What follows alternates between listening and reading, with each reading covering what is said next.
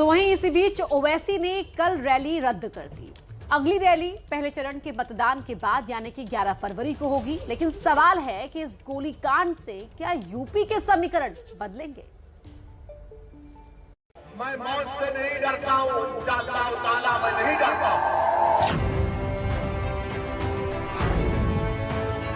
अरे तुम्हारे में समय में तारा गोली अपने आंख में आंसू मत लाइए।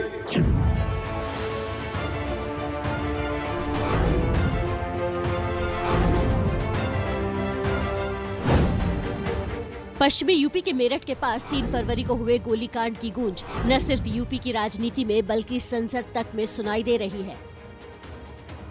आज एआईएमआईएम सांसद ओवैसी पर हमले का सच लोकसभा और राज्यसभा में गृह मंत्री अमित शाह सामने रखेंगे। अब तक की जांच में सामने आया है कि 2 लोगों ने ओवैसी की कार पर गोलियां चलाई थी। इस हमले में ओवैसी बाल बाल बच गए थे। छिजारसी टोल के पास गोलियां चलाई गई। गोली चलाने के आरोपी शुभम और सचिन को गिरफ्तार किया जा चुका है। जांच में सामने आया है कि हथियार मेरठ से खरीदे गए थे। आरोपी ने कहा कि वो गोली चलाने का कोई मौका ढूंढ रहे थे। वो ओवैसी को मरा समझकर भाग गए। तुम्हारी गोली से मेरी मौत होगी। ओवैसी इस मुद्दे को लेकर बीजेपी पर हमलावर है। सरकार की दी गई जेड श्रेणी की सुरक्षा को भी उन्होंने ठुकरा दिया। मैं नहीं लूंगा सिक्योरिटी, मैं जेड कैटेगरी नहीं चाहता हूं सिक्योरिटी। मुझे ए कैटेगरी का शहरी बनाइए आप, मुझे ए कैटेगरी का शहरी बनाइए ताकि मेरी और आपकी जिंदगी बराबर हो।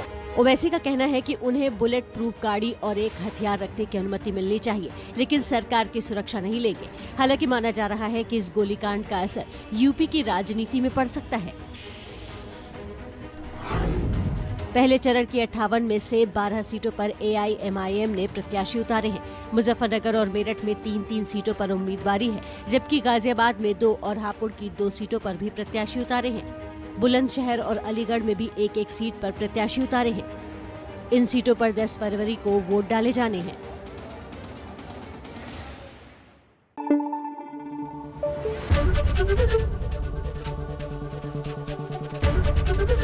एबीपी न्यूज आपको रखे आगे।